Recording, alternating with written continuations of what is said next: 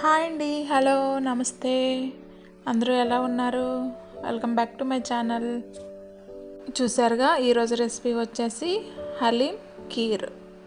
Olive గింజలతో కీర్ చేశానండి. హిందీలో వీటిని హలీం అంటారండి. తెలుగులో వీటిని ఆలివ్ సీడ్స్ అని, ఇంగ్లీష్లో వీటిని గార్డెన్ క్రష్ గింజలని, ఇలా చాలా రకాలుగా పిలుస్తారండి. ఈ హెల్త్కి చాలా మంచిదండి. వీటి ప్రయోజనాలు చెప్పుకుంటూ పోతే ఇన్ని కాదండి, చాలా బెనిఫిట్స్ ఉన్నాయి వీటి వల్ల. హలీం పేరు వింటే అందరికీ రంజాన్ నెల గుర్తొస్తుంది. నిజానికి హలీంకి ఈ హలీం గింజలకి ఎలాంటి సంబంధం లేదండి. వీటిని ఆహారంలో భాగంగా చేసుకోమని చాలా పోషకాహార నిపుణులు చాలా చెప్తున్నారండి. ఇవి నార్మల్ ధరలకే సూపర్ మార్కెట్లో, ఆన్లైన్లో అవైలబిలిటీ ఉన్నాయండి. ఈ సీడ్స్ ఇవి చూడడానికి అవిసె గింజల్లానా, నువ్వుల గింజల్లా కనిపిస్తాయండి. చూడండి, ఇవి చూడడానికి నువ్వుల్లా కనిపిస్తున్నాయి. ఇవి ఇతర నట్స్ లానే చాలా ఆరోగ్యాన్ని అందించే విత్తనాలని చెప్పుకోవచ్చండి. ఈ హలీం సీడ్స్లో ఒమేగా 3 ఫ్యాటీ యాసిడ్స్ అనేవి మనకి పుష్కలంగా ఉన్నాయి. ఇవి గుండె మరియు మెదడు పనితీరుని మెరుగుపరుస్తాయి. ఈ ఆలివ్ గింజల్లో ఐరన్ పుష్కలంగా ఉంటుందండి. రక్తహీనత నుంచి మనం కాపాడుకోవచ్చండి.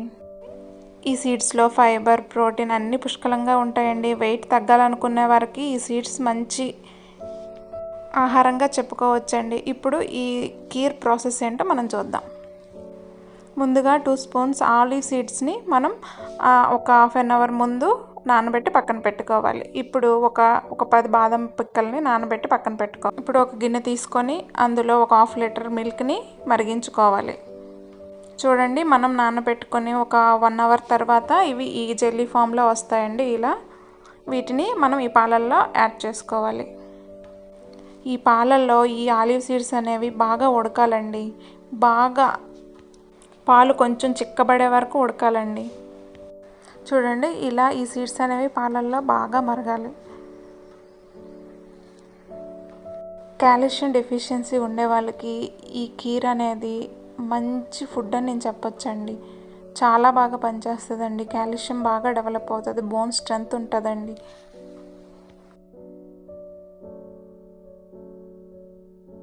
చూడండి, ఇలా బాగా మరిగాక, ఇలా కలుపుకున్నాక మనం ముందుగా నానబెట్టుకున్న బాదం పప్పుల్ని చిన్న ముక్కలుగా కట్ చేయాలండి. మనకు నచ్చిన డ్రై ఫ్రూట్స్ అన్నీ యాడ్ చేసుకోవచ్చండి.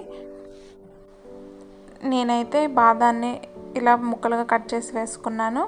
అలానే చిన్న ముక్కలు కట్ చేసుకున్న జీడిపప్పును కూడా యాడ్ చేసుకున్నానండి. ఇలా చిన్న ముక్కలు కట్ చేసుకున్న పిస్తాను కూడా యాడ్ చేసుకున్నాను. ఇది బాగా మరిగాక ఇప్పుడు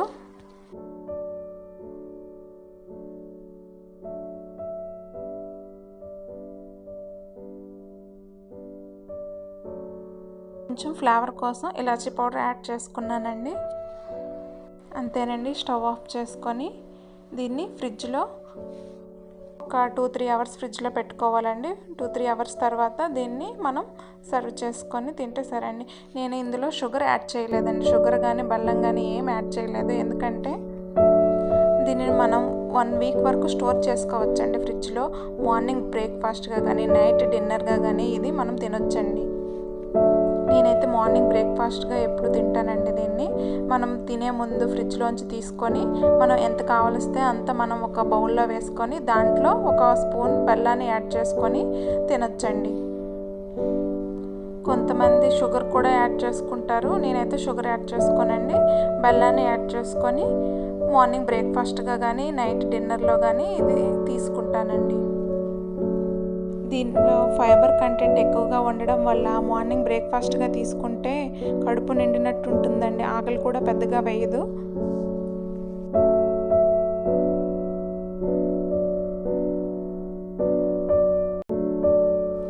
చూడండి, సింపుల్గా హలీం కీర్ రెడీ అయిందండి. ఈజీగా చేసుకోవచ్చండి. ఒక 5 మినిట్స్లో ఈ ప్రాసెస్ అంతా అయిపోద్ది. ఈ హలీం కీర్ అనేది హెల్త్కి చాలా మంచిదండి.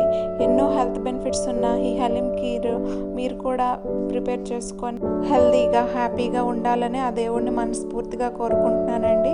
ఈ రెసిపీని మీరు కూడా ట్రై చేసి ఎలా వచ్చిందో కామెంట్లో చెప్పండి. Please like, share and subscribe చేసుకోండి. Thank you for watching.